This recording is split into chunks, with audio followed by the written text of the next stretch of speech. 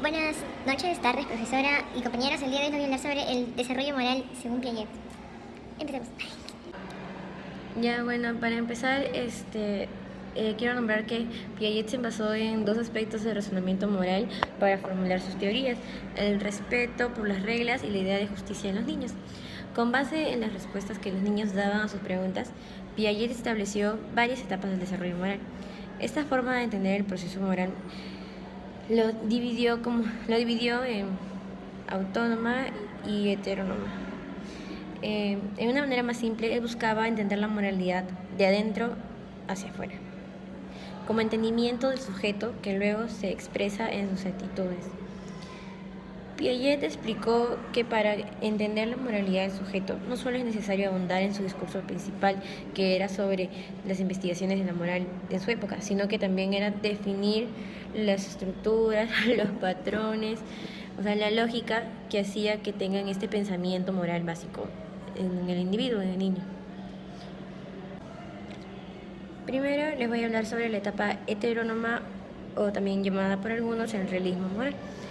Esta etapa se da desde los 5, 4 hasta aproximadamente los 10 años. Los niños en esta edad tienden a considerar que las reglas son impuestas por figuras de autoridad poderosas, como podrían ser sus padres, algún policía, Dios, etc. Piensan que además de las normas son sagradas e inalterables. O sea, que imaginemos de que un niño, por ejemplo, un profesor pone un envase de caramelos y el niño, por ejemplo, agarra el caramelo, pero estaba dentro de un envase de vidrio, entonces se rompe. Entonces, un niño podría como que sentirse mal, llegar a sentir culpa porque cree que está quebrantando una regla y pues se pone a llorar porque es muy fuerte para él romper una regla. De los 7 a los 11 años, los niños adquieren la capacidad de realizar operaciones mentales con los objetos que tienen adelante. Y Bueno, un ejemplo claro es, por ejemplo, cuando uno está enfermo y va al doctor. Y, por ejemplo, el doctor les dice, ya, bueno, tú tienes una infección estomacal. Tú no puedes comer tal alimento, chisito, papitas y gaseosas. Entonces el niño ve al doctor como una autoridad y pues este niño con una moral heterónoma no va a intentar, va a intentar no comer este tipo de alimentos porque el doctor se lo dijo, es una autoridad, entonces él quiere estar bien, él sabe que el doctor le va a explicar y pues por esto él va a dejar de consumir estos hasta que se mejore, pues, ¿no? O hasta el tiempo que le diga el doctor. De la misma manera con sus medicamentos, con sus cuidados que debe tener. Un niño cuando va al doctor pues se asusta porque está enfermo, ¿no? Entonces al ver esta autoridad que le dice lo que tiene y lo que tiene que hacer para mejorar, pues él lo va a hacer. Y bueno, en la etapa autónoma ya se da de partir de los 10 años a más. Aquí el individuo ya se puede percatar de que algunas reglas pueden ser violentadas, o sea, puede modificar. Pues para concluir, en esta etapa autónoma ya el individuo ya no es egocéntrico, no depende de otras personas, ya puede tomar sus propias, por así decirlo, sus propias acciones, él es responsable. En esta etapa pues podemos tomar serie de decisiones que nos compete a uno mismo con la maduración que nos corresponde. Y bueno, según Colbert, él estudió más cómo se desarrolla la moral en las personas, dividiéndolo en preconvencional, convencional y postconvencional. En la etapa preconvencional, más que todo el niño se rige por el castigo y la obediencia. Por ejemplo, un niño no estudia, tiene que estudiar para un examen, o si no el papá no le va a dejar ver películas o salir con sus amigos.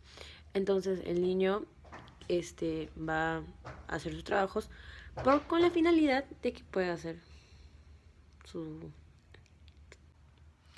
Y bueno, en la etapa preconvencional, que es hasta aproximadamente los 9, 10 años, se da, por ejemplo, en relación al castigo y la obediencia. Eso se puede ver, por ejemplo, en un padre que le dice a su niño que estudie para ese examen, si no, no va a poder salir a jugar, no va a poder salir con amigos, o le va a quitar algún computadora, laptop, etc. Entonces el niño, para evitar ese castigo, va a estudiar solo con ese solo por esa cosa buena que él le gusta y el papá le va a quitar, solo por eso. Esa es la preconvencional. Ya bueno. En la moral convencional, esta ya abarca a partir de la adolescencia y trata más bien, por ejemplo, en una frase de en lo socialmente correcto, en lo que, por ejemplo, lo que dicen que supuestamente está bien, ya, esa es la etapa convencional. Ya, esta moral post-convencional se da en muy pocas personas y es que estas personas pueden ver más allá de más allá de los principios de la sociedad.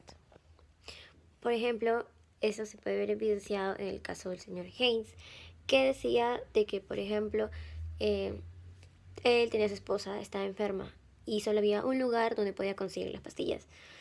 El señor les quería vender a muy caro porque era un invento de él. Entonces, eso era como que el medio de poder salvar a su esposa. Entonces, él está entre un problema en que qué hacer, robar, no robar.